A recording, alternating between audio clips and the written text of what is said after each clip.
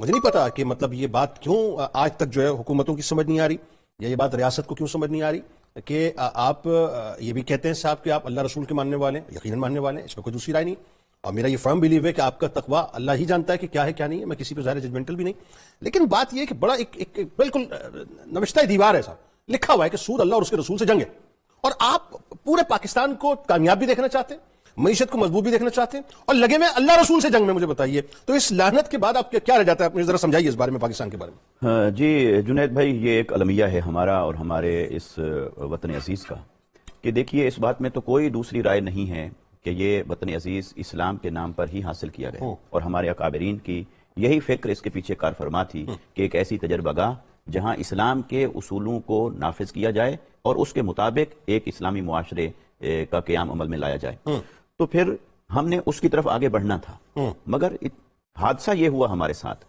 کہ گاہے بگاہے ایسے لوگ ہمارے اس ریاست کے اندر اقتدار پر منصب پر آتے رہے جنہوں نے اس کی سمت کا تعین نہیں ہونے دیا، یا ان میں کیپیبلٹی نہیں تھی، یا یہ کہ کیپیبلٹی تھی مگر وہ کسی کے دباؤ کی وجہ سے، کسی کے خوف کی وجہ سے، کسی کے اثر کی وجہ سے، اور بیرونی طاقتوں کا اور بیرونی ہاتھ کا اول روز سے ہی مداخلت رہی ہے یہاں پر، کیونکہ ان کو یہ ریاست کھٹک رہی تھی، کیونکہ یہ کلمہ کے نام پر وجود میں ہے، یہ نظریے کے نام پر وجود میں ہے۔ جی ہاں، تو جب یہ اس مداخلت کے نتیجے میں ہم اپنی سمت نہیں بنا پائے، اور اسی بات کو لے لیں معیشت کے اندر جو کہ کسی ریاست کو چلانے کے لیے ریڑھ کی ہڈی ہے، اور آج آپ جس دنیا میں رہتے ہیں اس دنیا میں ہتھیاروں سے زیادہ آپ کی معیشت کا مستحکم ہونا ضروری ہے۔ معیشت کے مستحکم ہوئے بغیر آپ نہ اپنے دفاع کو مضبوط کر سکتے ہیں، نہ اپنے شہریوں کو ایک پرامن اور خوشحال زندگی دے سکتے ہیں، تو اس کا سارا دار و مدار تو ہے پاکیزہ معیشت پر۔ پاکیزہ معیشت کی طرف ہم نے کتنے قدم اٹھائے جو اللہ اور اس کے رسول صلی اللہ علیہ وسلم کی طرف سے ذمہ داری عائد ہوتی ہے۔ جس معیشت کے اندر سود ہوگا وہ معیشت کبھی ترقی نہیں کر سکتی، تو اللہ تبارک و تعالیٰ کے ساتھ وہ تو اعلان جنگ ہے، اور اللہ تبارک و تعالیٰ نے فرمایا وَمَنْ أَعْرَضَ عَنْ ذِكْرِي، جو کوئی بھی میرے ذکر سے منہ موڑ لے گا، میری بھیجی ہوئی نصیحت سے منہ موڑ لے گا، تو فرمایا کہ اس کا سب سے پہلا امپیکٹ یہ ہوگا کہ ہم اس کی معیشت کو تنگ کر دیں گے۔ تو معیشت کی تنگی جو ہے یہ نتیجہ ہے اللہ کے اس نظام سے منہ موڑ لینے کا، ختم ہو گئی اور یہ جو سود ہے اسے اللہ تبارک و تعالیٰ نے قرار دیا ہے اس کی فلسفی کے بیک گراؤنڈ کے طور پر کہ یہ تمہیں بظاہر لگتا ہے کہ اس سے پیسہ بڑھ رہا ہے، لیکن وہ بڑھتا نہیں ہے، وہ اعداد و شمار شاید بڑھ رہے ہوتے ہیں لیکن برکت اس میں سے کھسک رہی ہوتی ہے، برکت اس میں سے کم ہوتی چلی جا رہی ہوتی ہے۔ سر یہ ایک بات بتائیے، یہ بات آپ فرما رہے ہیں، یہ بات علماء بھی فرماتے رہتے ہیں، یہ بات ممبروں سے بھی ہوتی ہے، یہ بات برسوں سے ہم سن رہے ہیں، اور کوئی کہہ نہیں سکتا اس دور میں صاحب کہ مجھے اس بارے میں نہیں پتا، یعنی اتنی واضح اتنی کیٹیگوریکل بات کہ تمہاری معیشت کو تنگ کر دیں گے اللہ رسول سے جنگ کرو گے تو اب اس کے بعد پھر کیا رہ جاتا ہے سمجھنے کے لیے؟ اس کے بعد جنید بھائی میں یہ سمجھتا ہوں کہ ہمارے پاس نہ جس چیز کی کمی ہے اس وقت سب سے زیادہ اپنی معیشت کو مستحکم کرنے کے لیے وہ ہے ول پاور۔ اگر ہم اپنے آپ کو ایک ول کے اوپر کھڑا کر لیں بحیثیت قوم، اور ایک ایسا مضبوط فورم بنا دیا جائے جس میں معیشت کے ماہرین بھی موجود ہوں اور علماء بھی اس درجے کے موجود ہوں جن کو اللہ تبارک و تعالیٰ نے اجتہادی صلاحیتوں سے نوازا ہے، اگر ان کے ذمہ یہ کام لگایا جائے کوئی بعید نہیں کہ وہ آپ کو تھوڑے ہی وقت میں ایک ایسا ماڈل تیار کر کے دیں معیشت کا کہ جو معیشت آج کے دور میں سروائیو کرنے والی بھی ہو، پاکیزہ بھی ہو، سود سے پاک بھی ہو، اور اس کے اندر تمام شہریوں کی کفالت کرنے کی طاقت، صلاحیت اور پوٹینشل موجود ہو۔ ایسی معیشت کو ڈیزائن کرنا یا اس کے خد و خال کو ڈیزائن کرنا کوئی مشکل نہیں ہے، مشکل نہیں ہے۔ جی آپ کے خیال میں مطلب اس وقت جس سچویشن سے پاکستان گزر رہا ہے 131 ارب ڈالر سے اس وقت ہمارے اوپر قرضہ ہے، اور سود در سود ہم لے رہے ہیں۔ ابھی دیکھیں نا جولائی میں قسط سامنے IMF کی کھڑی ہوئی ہے، اس کو رول آن کروانے کے لیے جو ہے آپ دیکھیں کیا ایک طوفان مچا ہوا ہے، ظاہر ہے سارا کچھ جو کچھ بھی ہو رہا ہے وہ سب اسی لیے ہو رہا ہے نا، ٹھک ٹھک ٹھک معاملات کو نمٹایا جائے تاکہ بیٹھ کے پھر دو بدو IMF سے بات ہو سکے، کوئی بات کرنے والا موجود ہو۔ دیکھیں جو اور ہمیں قسط دینی ہے، بات یہ وہ بھی سود کی مدد میں دینی ہے۔ جی،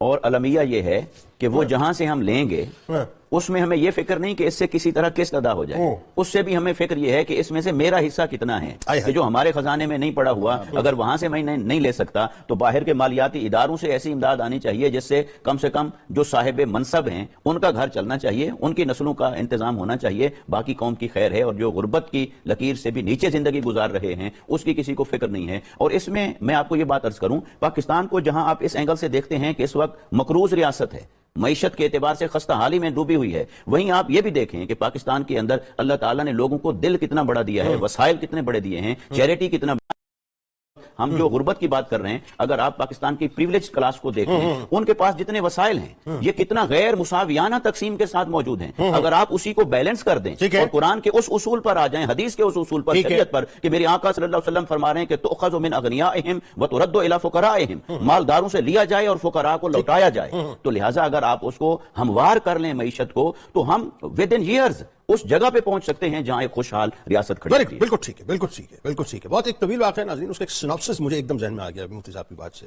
وہ کسی کا تھا نا واقعہ کہ کہا کہ جب اس کو شیطان نے بہکانا چاہا تو کہا کہ اس عورت کے ساتھ جو بدکاری کرو، نہیں میں بدکاری نہیں کروں گا، اور اس بچے کو مار دو، نہیں میں یہ بھی نہیں کروں گا. تو شیطان نے ایک جال بنا کہ ذہن میں بات ڈالی کہ پہلے سے شراب پلائی جائے. یہ شراب پی لے گا نا، جب یہ بہک جائے گا پی کر، تو پھر یہ بدکاری بھی کرے گا اور یہ بچے کو مارے گا بھی. اور ایسا ہی ہوا. پاکستان بھی ڈسٹریکٹ ہونے کو تیار نہیں تھا، اللہ رسول کے نام پہ بنا تھا. مسئلہ یہ ہے کہ سود کی شراب پہلے پلائی گئی، اس کے بعد جو اس سے غلط کام کروانا شروع کیے گئے. اب آپ کچھ بھی کہہ لیں اس کو، انٹرنیشنل اسٹیبلشمنٹ آپ سے وہ کچھ کرواتی ہے جو وہ کروانا چاہتی ہے، کیونکہ سود کی شراب جو ہے نا آپ کی رگوں پہ میں صلاحیت کر گئی ہے. اب سوچنے سمجھنے کی صلاحیت ختم ہو گئی. درود پاک پیش انتہائی درد مندی کے ساتھ گفتگو کر رہے ہیں. بشارت اللہ ملک صاحب موجود ہیں ہمارے ساتھ. آپ پروفیسر ہیں، فیکلٹی ممبر ہیں یونیورسٹی آف سینٹرل پنجاب کے، اور ہمارے ساتھ ممتاز عالم دین جناب ارشاد حسین سعیدی صاحب موجود ہیں. بہت ہی درد مندی کے ساتھ گفتگو ہو رہی ہے اور پاکستان کی معیشت پہ ظاہر اور ریاستی ذمہ داریوں پہ بات ہو رہی ہے. پروفیسر صاحب، ایک سوال، معیشت کی اہمیت کیا ہے؟ عام سا سوال ہے، عامیانہ سی بات ہے. کسی بھی ملک کی ترقی اور تنزل میں معیشت کا کردار کیا ہے؟ بہت عام سی بات ہے. لیکن اس کے پیچھے ایک جہاں موجود ہے، وہ جہاں میں آپ کے سامنے رکھنا چاہتا ہوں صاحب.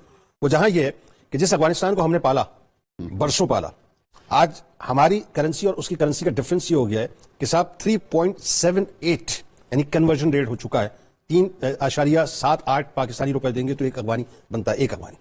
آپ جس ہندوستان کو آزادی ہمارے بعد ایک دن بعد ملی ہے، آج اس ہندوستان کا عالم یہ ہو گیا کہ کنورژن ریٹ جو ہے وہ 3.34 ہو چکا ہے. یعنی 3.34 روپیز جو وہ ایک انڈین بنتا ہے. اور جو ٹکا جو بنگلہ دیش ہم سے جدا ہو کر گیا تھا، اس کا کنورژن ریٹ 2.52 ہو چکا ہے. کہاں پہ لا کے کھڑا کر دیا بتائیے؟ مسائل بڑے ہیں. ہمارا مسئلہ یہ ہے کہ وہی میں کہوں گا شارٹ سائٹڈنس، چیزوں کو دیکھتے نہیں ہیں. اور ایک اور چیز ہے کہ ہم اپنی عیاشیاں نہیں ختم کرتے. عیاشیاں یہ ہیں کہ 20-20 100 50 گاڑیوں کے قافلے جاتے ہیں ہمارے، اور ملک کے پاس پیسہ نہیں ہے. 16 ارب ڈالر کا ہم تیل منگواتے ہیں، جس میں سے تقریباً آدھا بجلی وغیرہ پیدا کرنے پہ لگتا ہے، آدھا جو ہے وہ پیٹرول شٹل پہ لگتا ہے. ہم ان چیزوں پہ جاتے ہی نہیں ہیں جن سے کرنا. میں آپ کو ایک تھوڑے سے اور بتاؤں، کیٹ اینڈ ڈاگ فوڈ جو ہمارے آتا ہے ابھی بھی $500 بلین کے برابر آتا ہے اور دکانوں پہ اویلیبل ہے. بڑا شور مچایا تھا انہوں نے کہ یہ کر دیں گے. Cat food and dog food, اس میں کون سی ٹیکنالوجی ہے؟ اور میں تھوڑا سا یہ بھی بتا دوں، ہماری میں نام نہیں لوں گا لیکن ایک یہیں کی کمپنی ہے، وہ فوڈ میں ہے، وہ تکے کباب ٹائپ بنا کے دیتی ہے، پاکستانی ہے.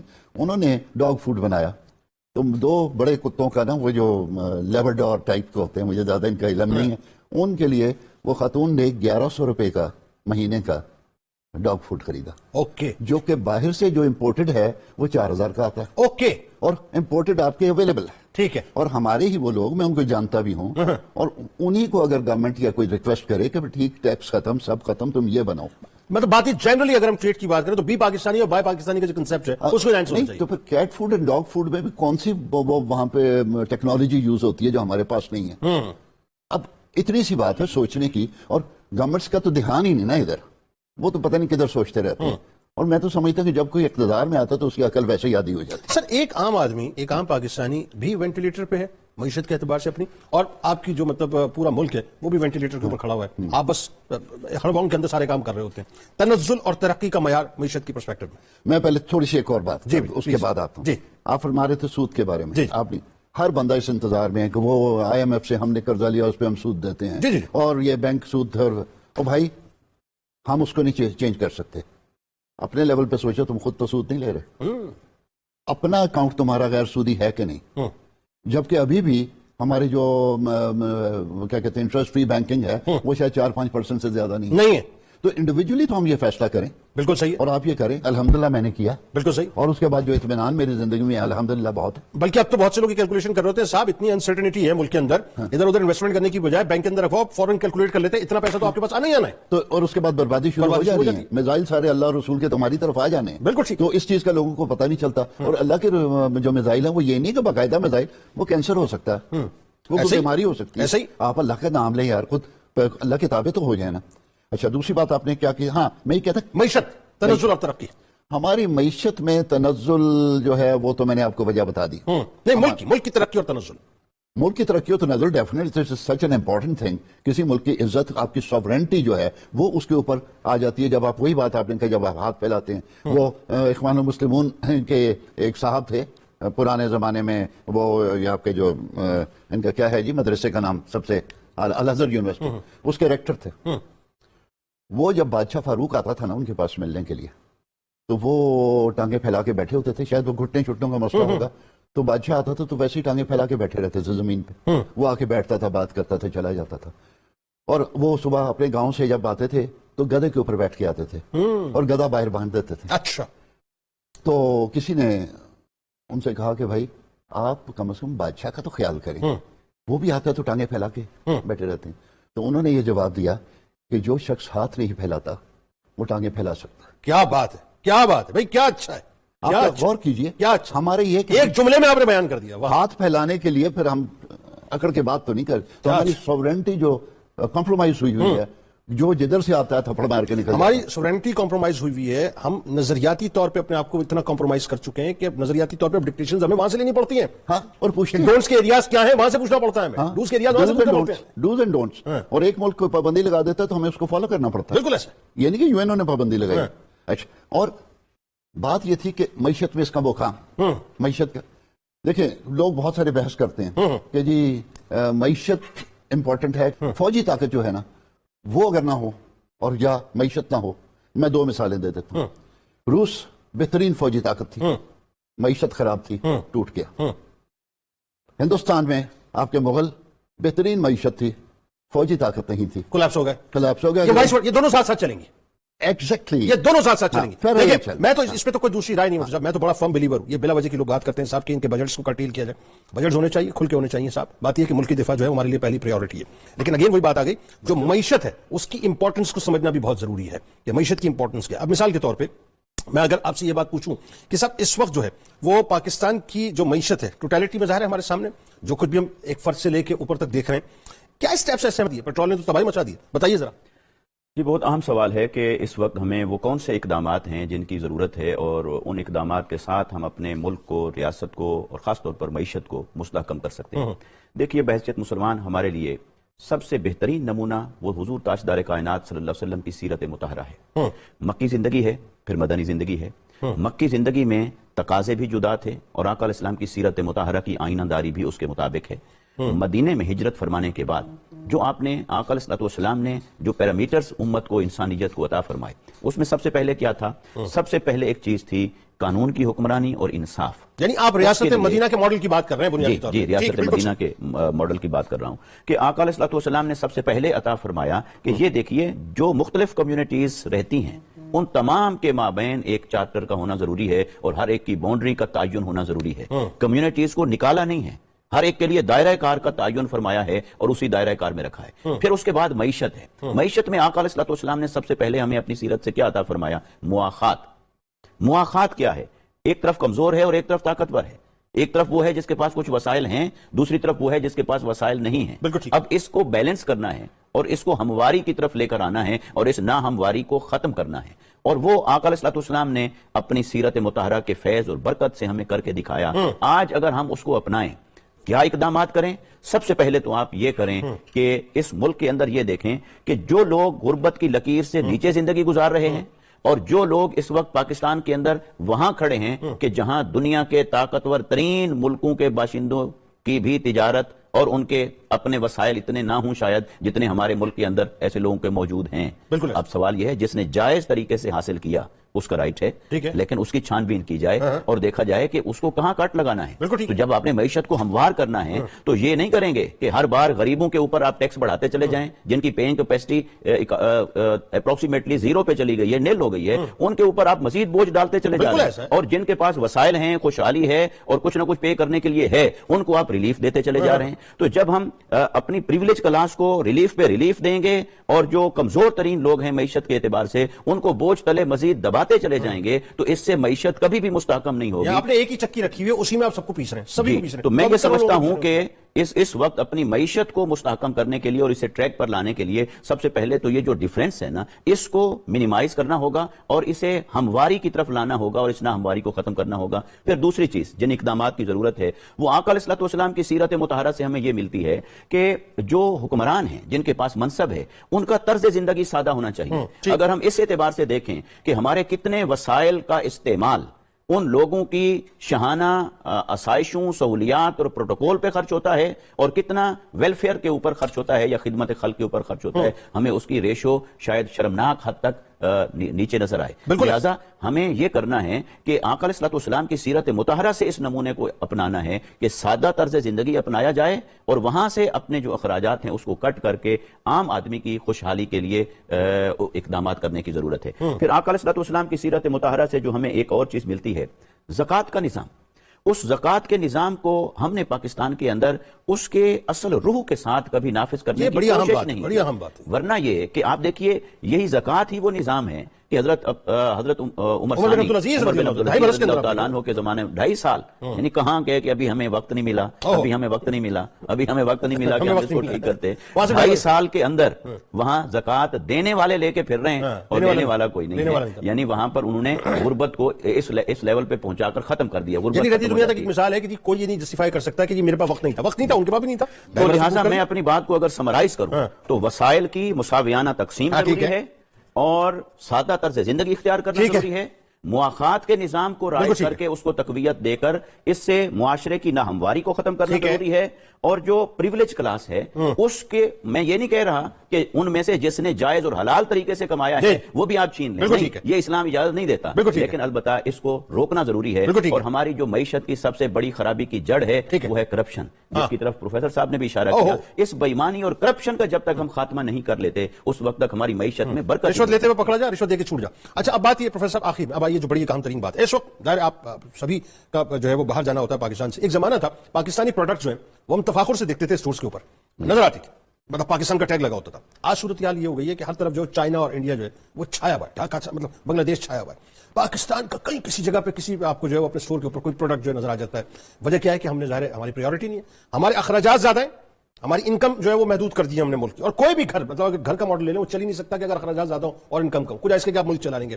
مطلب افسوس کا مقام آپ دیکھیں, میں ابھی مطلب یہ چیز جب میں دیکھتا ہوں تو حیران ہو جاتا ہوں کہ ہندوستان کی آئی ٹی انڈسٹری میں اس کا جو صرف سافٹ ویئر ایکسپورٹ جو ہے $193 بلین سے اوپر جا چکا ہے. 12% ان کا جو انکریمنٹ ہوا ہے پچھلے سال, اور پاکستان کا کمپیریٹیولی $1.93 بلین مینس 1%. کہاں پر کھڑے ہیں صاحب, کیسے ہم ریگرو کریں گے؟ بات یہ ہے کہ جب کوئی ایکشن لینے کا ٹائم ہوتا ہے نا ہم تھوڑی دیر کر دیتا ہوں. یہ دیر جو ہم 5 سے 10 سال ہم انڈیا سے پیچھے رہ گئے. جب وہ آئی ٹی کے اوپر فوکس کر رہے تھے ہم اپنے اور تماشے لگائے ہوئے تھے. ہم نے بعد ایک دوسری چیز یہ ہے کہ ابھی انہوں نے بھی کہا کہ پاکستان ایک ایسا ملک ہے کہ جہاں پہ زکوٰۃ اور صدقات دنیا میں سب سے زیادہ دیے جاتے ہیں, اور پاکستان ہی ایک ایسا ملک ہے جہاں دنیا میں سب سے کم ٹیکس دیا جاتا ہے. ایسا ہی ہے. وجہ کیا ہے؟ وہ ہے دین اور دنیا کا تفریق ڈالنا. لوگ جب زکوٰۃ دیتے ہیں تو وہ سمجھتے ہیں کہ ہم دین کا کام کر رہے ہیں, اور جیسے وہ کہ ٹیکس دینے کے کہتے ہیں دنیا کا کام, مرضی مارو. کیا اچھا نقطہ آپ نے اٹھایا. آپ کو بتاؤں کہ یہ جو ٹیکس ہے صرف آپ کا کام, آپ بہت اچھا یہ کام کر سکتے ہیں. آپ لوگوں کو یہ میسج دے دیں کہ یہ دین اور دنیا علیحدہ چیز نہیں, یہ ایک ہی ہے. بالکل ٹھیک ہے. صرف وہ جو عبادات اور کچھ چیزیں جو ہمیں مسجد میں ادھر ادھر نظر آتی ہیں وہ 10% بھی نہیں ہے. ایکچولی 90% وہ دین ہے جو دنیا میں ہم کرتے ہیں, جو معاملات ہیں جو آپس میں. اچھا یعنی کروڑوں روپے جو آپ ٹیکس کاٹ رہے ہوتے ہیں, آپ یہ سمجھ رہے ہیں میں نے تو ہوشیاری دکھا دی اپنے وکیل کے. اچھا اس میں دھوکہ دہی تو آپ کر رہے ہیں نا, دھوکہ دہی کر. اور یہ بتانا ضروری ہے کہ ٹیکس دینا بھی ویسے ہی ثواب کا کام ہے جیسے زکوٰۃ دینا. لیکن اگین وہی بات, کیا آپ نہیں سمجھتے کہ یہ وجہ یہ ہے کہ وہ حکومتیں چونکہ ٹرسٹ وردی نہیں رہی کبھی بھی, بات یہ ہے لوگ ٹیکس دیتے ہوئے بھی ریلکٹنٹ ہو رہے ہوتے ہیں. بات یہ ہے کہ حکومت ٹرسٹ وردی نہیں رہی, اور شور سب سے زیادہ وہ میں چاہتے ہیں جو ٹیکس نہیں دے رہے. وہ کہتے ہیں ہمیں دیا کیا تم نے. بالکل صحیح. ہمیں تو چوکیدار اپنا رکھنا پڑتا ہے, بچے انگریز پرائیویٹ اسکول میں داخل کرانے پڑتے, تو ہم کس سوشل سیکورٹی نہیں. پہلے ٹیکس دو اور اس کے بعد یہ ڈیمانڈ کرو کہ ہمیں دیا کیا. یہ کہتے ہیں ہمیں دیا کیا اس لیے نہیں دیتے. اوکے. اور کون کہتا ہے؟ وہی دیتے ہیں, وہی کہتے ہیں جو کارخانے دار ہیں, بڑے بڑے امیر ہیں جن پہ ڈائریکٹ ٹیکس لگنا چاہیے. یہاں میں تھوڑا سا ایکسپلین آپ کو کر دوں کہ 2 قسم کے ٹیکسز ہیں, یہ عام عوام کو نہیں پتا. آپ کو تو ڈیفینیٹلی پتا ہوگا. ایک ہے ڈائریکٹ ٹیکس, ایک انڈائریکٹ. ڈائریکٹ ٹیکس یہ ہے کہ وہ میری انکم کے اوپر لگتا ہے, کارخانے دار کی انکم کے اوپر لگتا ہے, اور وہ انکم کے اوپر دینا تکلیف دہ نہیں ہوتا, جسے آپ انکم ٹیکس کہتے ہیں, جسے ہم انکم ٹیکس کہتے ہیں. اور ایک سیلز ٹیکس ہے. ایک انڈائریکٹ ٹیکس ہے کہ وہ جی آپ نے ٹوتھ پیسٹ خریدی، برش خریدا، Sale tax صابن دیگر خریدا، ٹھیک وہ آپ کی کنزمپشن پہ بالکل لگتا ٹھیک ہے، بالکل ہے. اچھا کنزمپشن، ایک صابن آپ نے یوز کیا اور ایک صابن آپ کے پی این نے یوز کیا، آپ 10 لاکھ روپے کما رہے ہیں، پی این جو ہے نا وہ 30,000 روپے کما رہا ہے، اور وہ اس کو اس سے بھی وہ ٹیکس دیا، اس کو بھی وہی انڈائریکٹ ٹیکس لگ رہا ہے اور آپ کو بھی لگ رہا ہے. یہ ہے وہ رگڑا جو ہم دے رہے ہیں غریب کو. اور اس کے اوپر کسی کو سمجھ نہیں آتی، آسان ہے انڈائریکٹ ٹیکس لینا، جس کو یہ بڑھا دو، یہ بڑھا دو، یوں کر دو، پیٹرول پہ بڑھا دو. ظاہر ہے میں نے کموڈٹی تو لینی ہے نا، میں نے تو جانا. اچھا اب آپ اگر انڈائریکٹ ٹیکس ختم کر کے ان سے جو ٹیکسیبل ہے، جو people who got to give the tax, ان سے آپ لینا شروع کریں تو اس سے انڈائریکٹ ٹیکس ختم ہونے سے وہ مہنگائی ختم ہو جائے گی. اچھا سر، کم ٹو دا اینڈ. بات یہ ہے کہ میں اگر اس کو ریپ اپ کروں اس پوری گفتگو کو، کیونکہ اگین وہی بات ہے، یہ اتنا بڑا چیپٹر ہے اور اتنا بہت بڑی بات ہے، میرے پاس لکھی ہوئی میں وہی بہت اس میں تو بڑی دردمندی چاہیے اور بہت وقت چاہیے، بڑا ایمپل ٹائم چاہیے اس پہ بات کرنے کے لیے. میرے پاکستان کا، آپ کے پاکستان کا مسئلہ ہے.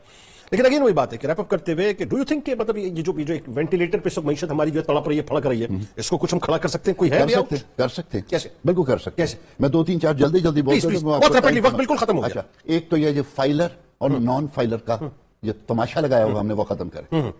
فائلر جو ہے وہ تو وہ دیتا ہے، جو نان فائلر ہے وہ اربوں روپے کی چیز خریدتا ہے، کروڑوں کی لیتا ہے، وہ تھوڑا سا ٹیکس. ایسا ہی ہے، بالکل ایسا. اس کو ختم کریں. There should be no non filer. بالکل ٹھیک ہے، اس میں کوئی بات نہیں. دوسری بات یہ ہے کہ آپ یہاں پہ ایک کول گیسیفیکیشن کی بات ہو رہی ہے اور وہ ہمیں کرنی چاہیے. تھر کول ہمارے لیے 200 سال کے لیے اتنی گیس ہوگی، اس سے بجلی بھی پیدا ہوگی، اس سے آپ کی فرٹیلائزر کا را مٹیریل بھی، سب کچھ ہوگا. تفصیل میں زیادہ میں نہیں جا رہا. تو پریزنٹ ٹیکس پیئرز ہمارے تقریباً 8 لاکھ ہیں اور 35 لاکھ ایسے ہیں جو آئیڈینٹیفائڈ ہیں، نادرا نے آئیڈینٹیفائی کیے ہوئے ہیں، جن کے پاس بڑی بڑی گاڑیاں، بڑی بڑی کوٹیاں. ان کو ذرا قابو کریں. اور جب آپ قابو کرنے پہ آتے ہیں لوگوں تو کر لیتے ہیں. جب آپ قابو کرنے پہ آتے ہیں تو آپ کر لیتے ہیں.